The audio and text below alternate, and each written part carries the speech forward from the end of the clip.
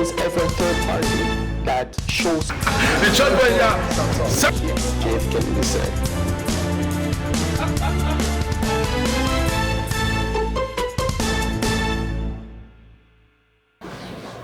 Okay, yeah, welcome back, viewers. Honorable, so you were saying something before we went on break. Right. So let me allow you to finish that thought. Right. So what I am saying is in that I want people, especially people who are willing to be a part of our movement and our party, is that it is not impossible for us to win, given the percentage of voters. So there are a certain number of percentage that is aligned to the Conservative and a certain percentage that is aligned to the Liberals and to a less extent the NDP. Don't worry about that. The greater number, that 60% that is out there for the taking.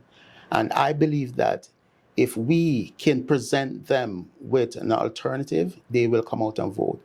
If they can believe in us and if they can believe that I really and truly represent them and represent change, then this will be a landslide victory. Canada is always a leader in the world, and we can lead. You know, Prince, it has been historically, it's only two parties that even my own country that I was born, it's two parties for the entire time, for the last 60 years. And a very astute radio commentator once said, the reason why there is only a two-party system in Jamaica is because what happened is, if there is ever a third party that shows some prominence, the two main party collude and crush them. And I believe it's the same thing in Canada. They probably do not crush to the same extent, but look what they're doing to us now. They are trying to keep us out of the next election. You know, I was reminded. Don't you think people will say that you guys are the whipping boys? Just Right. I want to remind people of something that JF Kennedy said. For evil to continue, good men do nothing. And good men, we have to stand up. We have to do something. I'm out there. I'm asking you guys to join us on this road to victory. History is in the making. We can make history together in the next election, because Canadians cannot trust these two parties that has been leading them for the last 157 years. You know, in Canada, we have 23 prime ministers. 23 prime ministers. Only one woman, Kim Campbell, and she only served 9 months. So what is that saying? There's never been an Indian prime minister. There's never been a Chinese prime minister. Only one set. Now that you've mentioned this, okay, let me move to my next two questions. Yes. I want you to say something about education. Right. And also talk about social equality. Right. So based on what you just said now, right. So talk about social equality, talk about education, right. and then help me talk about governance and transparency. Right. So I would love you to. So one thing I can promise Canadians is this, and our young people, that in the first 100 days in office, we're going to cancel 80% of all outstanding student loan. We're gonna cancel it, and if we can do a full 100%, we will. As I said, I do not have the total numbers, but given that this government has given away $13 billion to a war that is not our war. The Ukraine war is not our war. But without the actual statistics, how are you sure of achieving that? Because I know our total student loan debt is less than $13 billion, right? And if I read there was a report out recently to remove all the street people and homeless people in Ontario will cost the government 240 billion, 240, yeah, right, million dollars. $240 million. Sometimes the numbers get a little bit murky. So $240 million. That's $250 million. We gave away 13 billion. We could have cleared up our people off the streets. Canadians like me, we're feeling left out because this government is just catering to one demographic of people, and Canadians who have worked and built this country are seeing what they have worked for eroded, and they feel left behind. And that's wrong. Okay. Now, my understanding in that regard is, in a layman's explanation, Right. that the Canadian system works in a way that they give to you, and you grow to a level where you begin to be the giver or the one who donates. Right.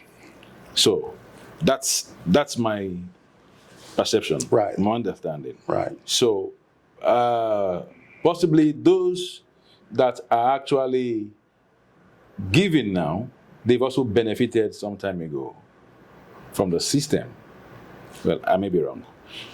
But from all we've said, I would want you to speak to Canadians Right. in about 1 minute or so. Right. But before you do that, I want to ask you this pertinent question. Right. Because I've had a lot of people say this. Right. And I want to hear from you. They've been of the opinion that most politicians, they almost have said all, but Right. most politicians Right. are liars. Right. They're not honest people. Right. So why should we believe Carlton Darby. Carlton Darby? I'm not a politician. But So- you agree that most politicians are liars? I am not a politician, one. And I believe that politicians today, the problem that politicians face is that they're compromised from day one. Honorable, do you believe most politicians are liars? I can't speak to whether they're liars or not, but I'm telling you what the issue is. They're compromised in that as soon as they win an election, they start to campaign for the other election. Hence, there lies the problem. Instead of concentrating on governance. Right. Instead of concentrating on governance, they're considering winning the next election. So they start to take lobbyist money. They start to build up a war chest so they can have $60 million to contest the next election. There lies a problem. They, as I said earlier, they overpromise. I do not want to come before the people and make a promise that I do not have the facts on. I do not want to be a perpetual politician. I have an end date, and I will not be in politics for 15, 20 years like the current prime minister is fighting forever. Politics is I read an article recently, Prince, that the current leader of the opposition, Conservatives, wrote an essay, and he said a politician should not do more than 2 terms. He's there 25 years now. There lies the problem, because they just cannot let go. This, as I said, I'm not a politician. I won't be perpetually campaigning.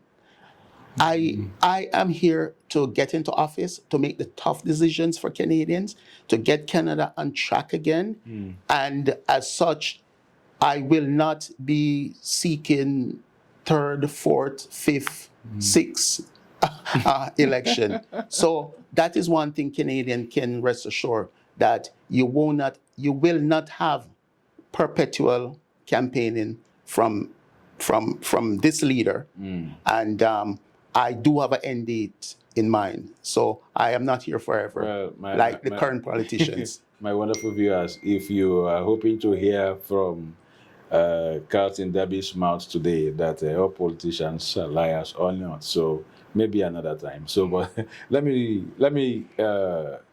let's give you the opportunity to address Canadians just with 1 minute, and before we bring this to a close. So, as I said, Canadians, the next election is going to be one of the most consequential elections.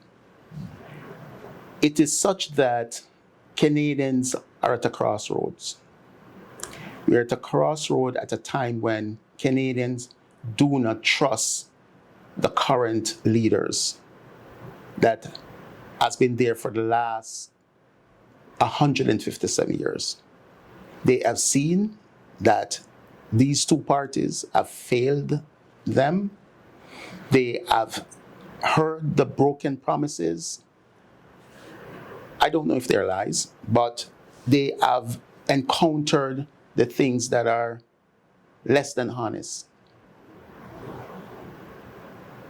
This party, United Progressive Party of Canada, represent change. The time has come for change. 23 prime ministers we have seen in 157 years. Time has come for a change. I believe that if we as a party can raise a minimum of $25 million, we can get our message out.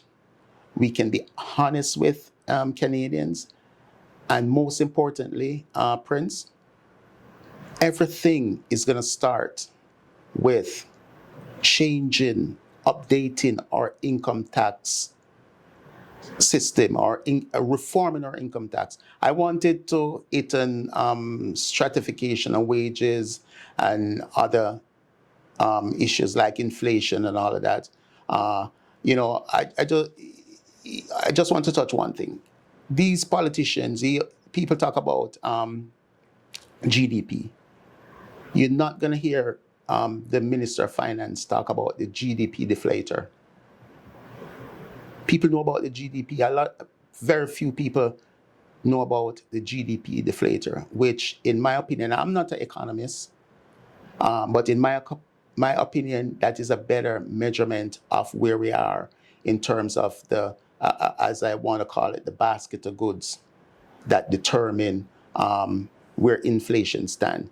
And in closing, I want to say to the people who claim that they don't want to be involved in politics, you're wrong.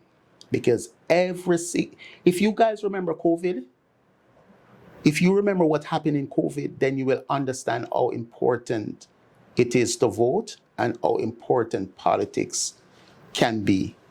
Because the power that these leaders have is unimaginable. I remember I had a situation with a police officer, right? And I was making a request to this police officer, and he said, "Oh, Carlton, I can't do that." I said, "Sir, come on, yes you can." He said, "No, I can't do it." I said, "Sir, you can go and arrest the Prime Minister." And he laughed and he conceded that, yes, the police, they are powerful. Because a police officer can arrest the Prime Minister. In the same way, politicians are powerful because they determine your livelihood, they determine your way of living. And as I said, the people that talk about they are not into politics and they don't vote, just remember what happened in COVID. You were forced to take a vaccination that you didn't want to, and that's the power of politics and politicians. Wow. Unfortunately, our time is up. So I want to thank you, Carlton, for your time, and I think Canadians will heard Honorable Carlton.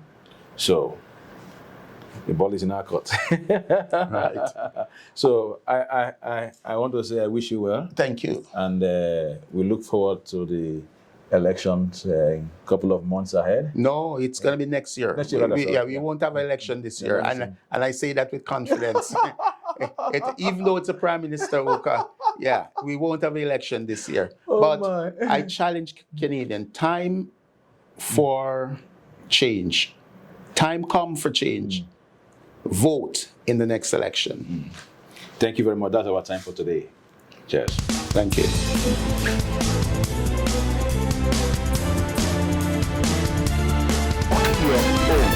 If there is ever a third party that shows